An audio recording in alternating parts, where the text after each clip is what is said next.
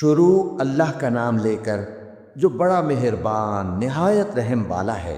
اے چادر میں لپٹنے والے، اٹھو، اب خبردار کرنے لگو اور اپنے پروردگار کی بڑائی بیان کرو، اور اپنے کپڑے پاک رکھو اور شرک کی گندگی سے تو الگ ہی رہو، اور اس نیت سے احسان نہ کرو کہ اس سے زیادہ کے خواہاں ہو، اور اپنے پروردگار کی خاطر صبر کرتے رہو۔ پھر جب سور پھونکا جائے گا تو وہ دن مشکل کا دن ہوگا، یعنی کافروں پر آسان نہ ہوگا۔ مجھے اس شخص سے سمجھ لینے دو جس کو میں نے اکیلا پیدا کیا، اور میں نے اس کو بہت سا مال دیا اور ہر وقت حاضر رہنے والے بیٹے دیے، اور اس کو ہر طرح کے سامان میں وسعت دی، پھر بھی لالچ رکھتا ہے کہ میں اسے اور زیادہ دوں۔ ایسا ہرگز نہیں ہوگا، یہ ہماری آیتوں کا بڑا مخالف رہا ہے۔ میں اسے ایک بڑی چڑھائی چڑھاؤں گا۔ اس نے غور و فکر کیا اور ایک بات ٹھہرا لی، یہ مارا جائے، اس نے کیسی تجویز کی، پھر یہ مارا جائے، اس نے یہ کیسی تجویز کی، پھر اس نے نگاہ کی، پھر تیوری چڑھائی اور منہ بگاڑا، پھر پیٹھ پھیر کر چلا اور تکبر کیا، پھر کہنے لگا یہ تو جادو ہے جو پہلے لوگوں سے برابر ہوتا آیا ہے، پھر بولا یہ اللہ کا کلام نہیں بلکہ بشر کا کلام ہے، میں ان قریب اس کو سقر میں داخل کروں گا، اور تم کیا سمجھے کہ سقر کیا ہے؟ وہ ایسی آگ ہے کہ نہ باقی رکھے گی اور نہ چھوڑے گی، اور بدن کو جھلس کر سیاہ کر دے گی۔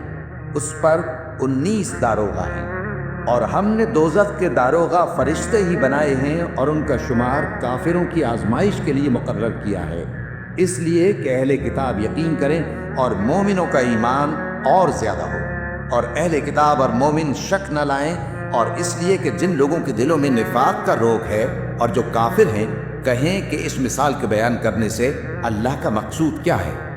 اسی طرح اللہ جس کو چاہتا ہے گمراہ رہنے دیتا ہے اور جس کو چاہتا ہے ہدایت دیتا ہے، اور تمہارے پروردگار کے لشکروں کو اس کے سوا کوئی نہیں جانتا، اور یہ قرآن تو بنی آدم کے لیے نصیحت ہے۔ ہاں ہاں، قسم ہے چاند کی اور رات کی جب رخصت ہونے لگے، اور صبح کی جب روشن ہو جائے، کہ وہ آگ ایک بہت بڑی آفت ہے، انسان کے لیے ڈر کی چیز، یعنی اس شخص کے لیے جو تم میں سے آگے بڑھنا چاہے یا پیچھے رہنا چاہے۔ ہر شخص اپنے کرتوتوں کے باعث گرفتار ہوگا، مگر داہنی طرف والے نیک لوگ جنتوں میں ہوں گے، اور پوچھتے ہوں گے، یعنی آگ میں جلنے والے گناہ گاروں سے، کہ تم دوزخ میں کیوں پڑے؟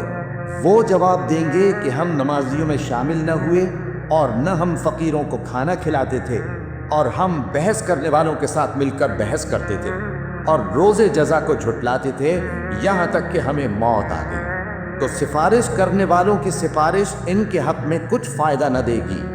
ان کو کیا ہوا ہے کہ نصیحت سے روگرداں ہو رہے ہیں؟ گویا گدھے ہیں کہ بلک جاتے ہیں جو شیر سے ڈر کر بھاگ جاتے ہیں۔ اصل یہ ہے کہ ان میں سے ہر شخص یہ چاہتا ہے کہ اس کے پاس کھلی ہوئی کتاب آئے، ایسا ہرگز نہیں ہوگا۔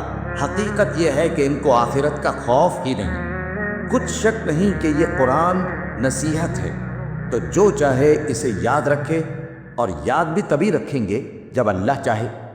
وہی اس لائق ہے کہ اس سے ڈرا جائے، اور وہی معاف کرنے والا ہے۔